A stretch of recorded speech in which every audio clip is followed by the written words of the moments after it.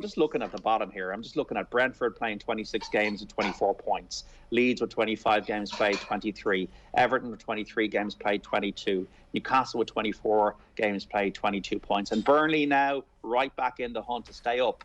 23 games played, 20 points after a 1-0 win over Spurs. They were up for it, as they are, Turf Moor, in the rain. Ben Mee with the goal. And Antonio Conte, here is the quote: "I came here to help the club, and if the problem could be the coach, I'm ready to go, no problem." And let's hear more now from the Italian. When you lose 4 games in the last five games, it means that you have to make assessment. The club has to make assessment, also to speak together and to understand which is the best solution. The players are always the same. In this club, change the coaches, but the players are the same. But the result doesn't change. And I repeat, I'm too honest to accept this type of situation. And for sure, we'll make assessment with the club. The reality that we lost 4 games in the last 5 games, and with this situation, and we have to fight for the relegation zone if we continue this way. And I repeat, it will be important for everybody to understand very well the situation, because for sure you have to make assessment of the club first of all, and I repeat, I'm ever available and to the club for every decision, and because I repeat, I come here to help the club, and but in this moment it's very difficult because I'm not helping the club. That's more resigned than the previous clip we played. That's more, I'm ready for any decision the club wants to make. I'm open to that. I don't know if you've ever seen the movie Glengarry Glen Ross, folks, which is about lads trying to sell real estate, and they're struggling, a lot of them, but Al Pacino is the only one who isn't struggling. And he's just given these leads, which is kind of like leads to sell a property by his manager. And he just goes, Patel, you're giving me these leads? These leads are awful. And effectively, it's like Antonio Conte saying, I can't work with what I have here.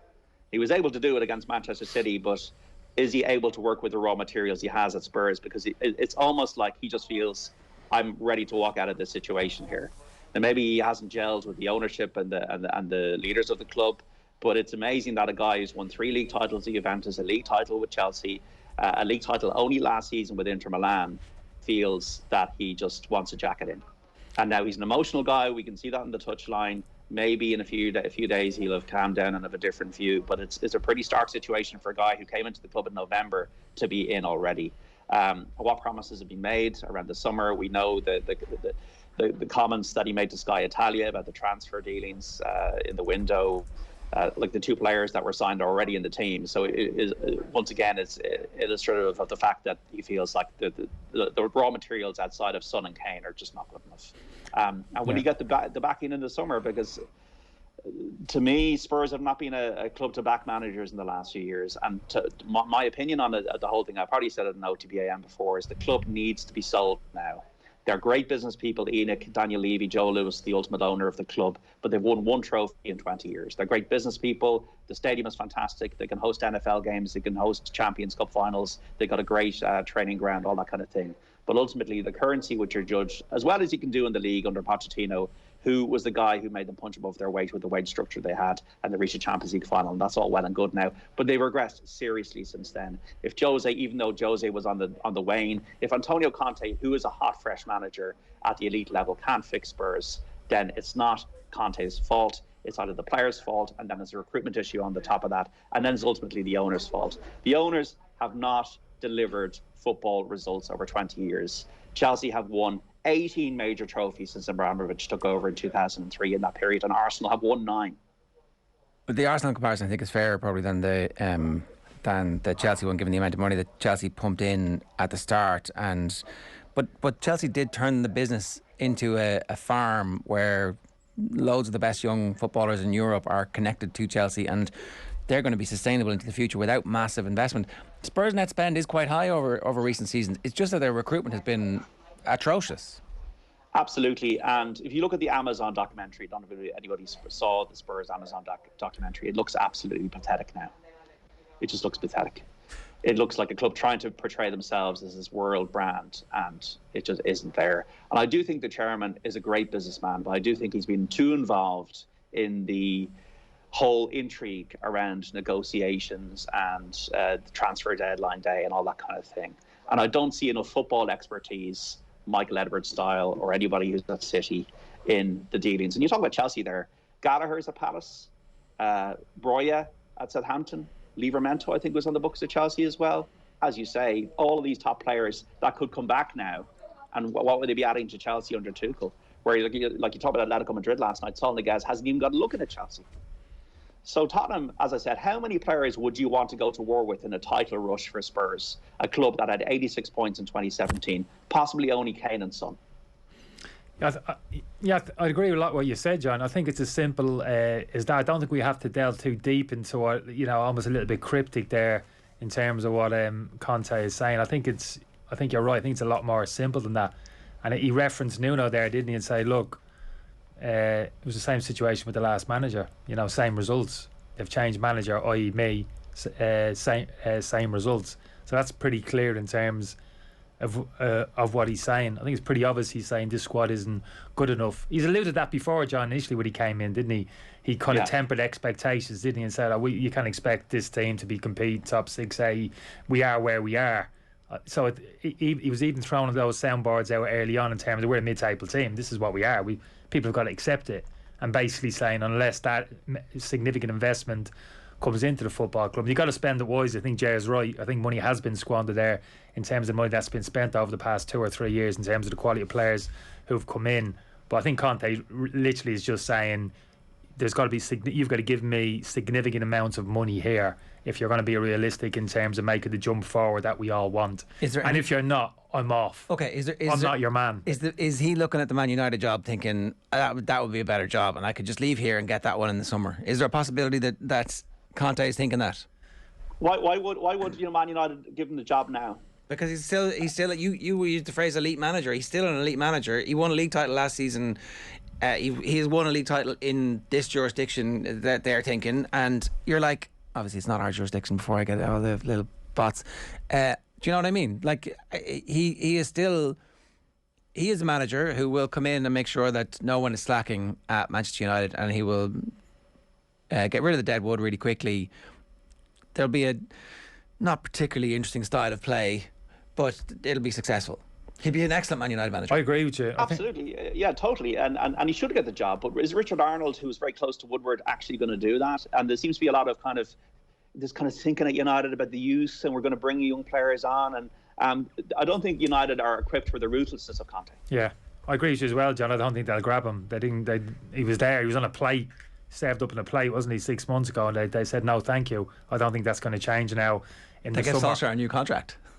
Yeah, but I think for me it's like personality and all those type of things must play a significant part. I don't understand why. For me, you got to push those things aside as a director of football or wherever you are in terms of, do you know what, I don't like the rub of this fella. He actually rubs me up. Well, forget about that. Think about his impact in the dressing room. He's going to rub the players up. What reaction he's going to get off the players. That's what matters. How's he going to set up the team? Yeah. So that's what's got to drive your decision in terms of new manager. But I don't think it will in United's case, and that's why I think the likes of Pochettino, if it's Ten Hag or wherever it is, they're the managers who are in prime position at the moment for that reason in terms of profile job, how they project themselves, how it's perceived. They manage the modern day players and young players in particular. That's the coffee it's machine amazing in the background. Go on.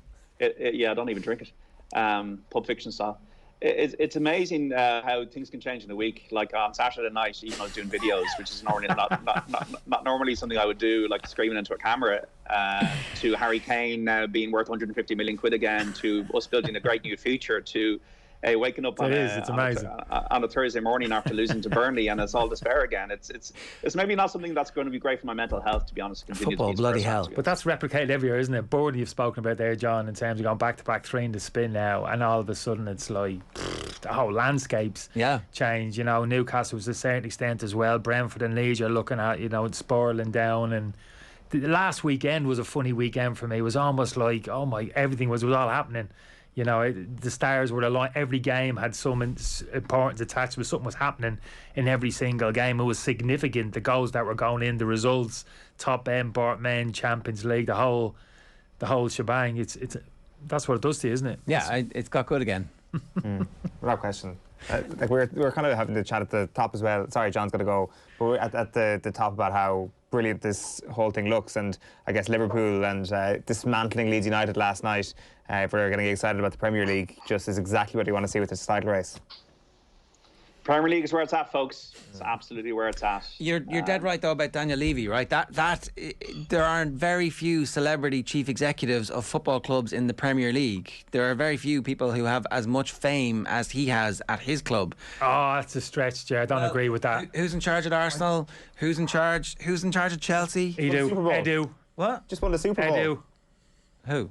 Well, you're talking about Daniel Levy as a the Cronkies. Yeah, but the Cronkies are no one knows about. Who's in charge at Liverpool really? I think it's the difference, John. I'm going to ask John at Sport. I don't get a sense of Levy. This is like a massive ego thing. He wants to be up front and centre. It's all about him. He wants to make himself the story. I think he wants his hands on. He wants to be hands on in terms of every penny that goes in and out of that football club, and he wants to get value for money and the best deal every single time a player comes in and out, John.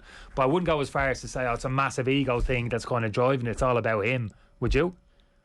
Well, if you watch the Amazon documentary, you might have a different view on that. Oh, really? I'm saying because he's all over the Amazon documentary. Why is he all over the Amazon documentary? Because he wants to be a celebrity. That's the. So to me, the whole Daniel Levy reputation's been about him driving a hard bargain and Ferguson requiring the root canal and Berbatov transfer and all that kind of thing. And that's all That's all well and good. And you know, we're doing things really, really efficiently. How many trophies have you won in 20 years? Are you going to go for another 20 years of this?